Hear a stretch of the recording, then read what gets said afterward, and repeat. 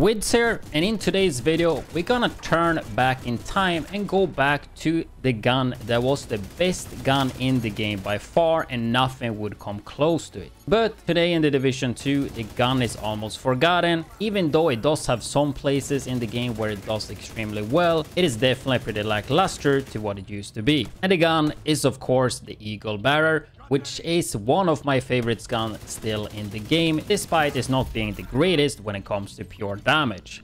So in this video, I thought I would just talk a bit about the Eagle Bearer and also show two different builds because it have been requested, so I will be going through that pretty quickly.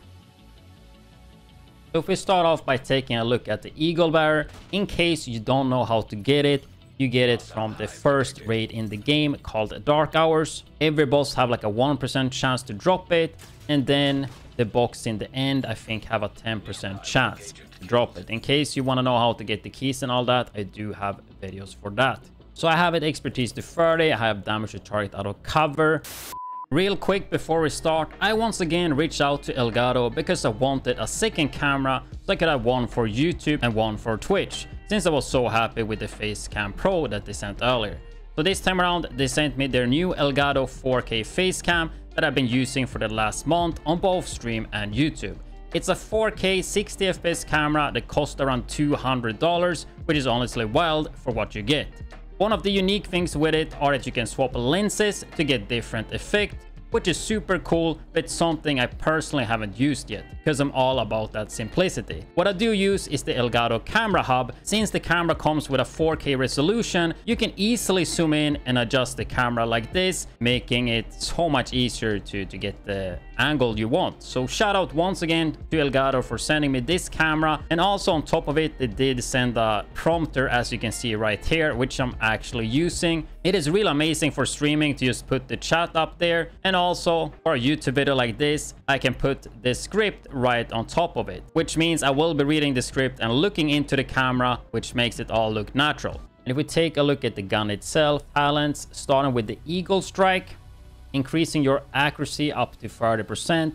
This used to be 100% back in the day. I would actually love it if they would turn this up to 100%, so it would be super accurate, because it actually does have one of the biggest recoils in the game. If we take a look here, it's not super much, but in Division 2 standard it is quite a lot. We take a look at another gun that is super popular and really good. That's the Elmo. You can see this one does not kick as much. So just comparing that, and to a lot of people, that will make people use Elmo no matter the damage, because it's way easier to use. But obviously accuracy wouldn't change that, but accuracy would make the bloom tighter. I don't think there's any need to change the stability. I think the recoil like that is fine, but it would be nice to see the bloom get better. Continuing on the talent though, we have headshot kills that grant tenacity buff for 15 seconds, and the strength of tenacity is increased by 1% for body shots and 5% for headshot. So we are getting rewarded for hitting headshots. So if we take a look here, you can see right now I have 40%. Hit a headshot, that's 5. Hit a body shot, that's 1. And this max out at 80%. And when you kill target, you will get 80% damage reduction, which is actually insane. You can see here on the tenacity talent, 40 to 80% of damage taking is delayed until the buff expires. All of the total delayed damage is reduced for each enemy killed while the buff is active, up to 100% with free kills. So as long as you get free kills while the tenacity buff is active, you will not take any damage. So in terms of the talent, it is extremely good when it comes to survivability and try to get tanky. I mean, 80% reduced damage, you can't beat this. And I mean, these days, where I would say it's pretty good, it is in PvP. But for most people, it's actually horrible in PvP, because this gun will do less damage than Bighorn, Elmo, and I mean almost every single gun. So this gun is extremely good if you play against multiple people, like 1v2, 1v3. And if you have the skill to actually kill the first player, even though you're using this gun that makes less damage. If you can kill the first player, getting all that damage reduction, then you can just destroy anybody else. If they face tank you or ADS you, they are not gonna kill you. So in that sense, it is extremely good. But it's one of those guns where it's not going to be good for most people. It used to also have that the tenacity buff would give you a damage buff. I have heard multiple times the last years that that still works in Dark Zone, but it would be cool if they maybe added that back or like buffed it somehow, because right now, yeah, it is usable for a super small percentage in PvP. In PvE, you can use it, but I mean, you're still gimping your damage, and survivability is not that hard to come by these days. Like, if you use the gun, it's mainly for it being like fun. And this is still a raid gun, and yes, I know the raid is like been out for super long, but since you still have to play the raid on normal to get it, I would love to see it be stronger. Like, if it's a raid exclusive gun, it should be powerful, and especially when it is a tiny bit harder to use because of the recoil. So personally, I would like to see it getting a buff, and I don't think I'm alone with that, especially looking at a gun like Bighorn that not too long ago got buffed, and that's a legendary gun. Makes sense that it should be good, so I think it makes sense that Eagle Bearer should be good as well. But how can you actually use the gun if you want to use it though? So the big strength is the damage reduction, and in this patch in particular, blues are pretty good, which I have said many times, mainly because, I mean, this one is what I'm looking at. 2.5 headshot damage for every 100,000 total armor. If you have around 2 million, you probably will have less, but that's 50 headshot damage for free, which is really good in combination with Eagle Bearer, because you are gonna aim for those headshots most likely.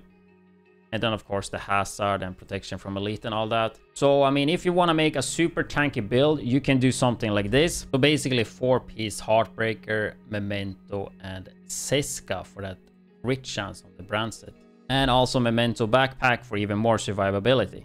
Assault rifle damage, weapon handling, which is stability, accuracy, reload speed, and swap speed, right? And then we have Heartstopper that gives you bonus armor and weapon damage to pulsed enemies, right? And as long as you headshot, you will pulse them, right? So this gives you even more bonus armor. And chest talent is really important because it does increase the stacks from 50 to 100, which will increase the bonus armor and weapon damage by doubles. I mean, this combo alone is just really ridiculous. Like, I used it in Summit Legendary versus 2 rogues, and I literally just stood AFK and just tanked everything. And I choose to go crit chance and crit damage here on every single piece to get around 60% crit chance and put the rest in critical hit damage. So basically your crit damage should be double the crit chance value, and then you know you're doing it correctly, and then use that with the gunner. And of course you can use this in a normal striker build. Works really well. Striker, I'm pretty sure you guys are familiar with it. Hit target, get stacks, damage, right? Memento backpack again, and once again Seska, and the crit being the same, right? That would work really well too. These builds are blue focused though, but with Eagle you can actually play red, and as long as you kill stuff fast, you will have the 80% damage reduction as long as you was able to hit a lot of headshots before they got killed, which does make it pretty good with a full red build if you're actively killing NPCs. And since your damage will be higher, you'll be able to kill the people easier to just never take damage from tenacity. So that is a way to do it as well. But yeah, I just wanted to make a quick little video talking about the Eagle. I would love to see it buffed. People were asking for the builds I was using. And with that said, if you guys have been watching my Twitch lately, I did a 2-week subathon. And with that, I am trying to take a little vacation, at least from streaming, until the climax mission. And YouTube and TikTok will be getting less videos as well. I'm gonna try to put up at least 1, maybe 2 videos a week. And then when August is over, I should be a little bit more active, but then I'm also going back to school.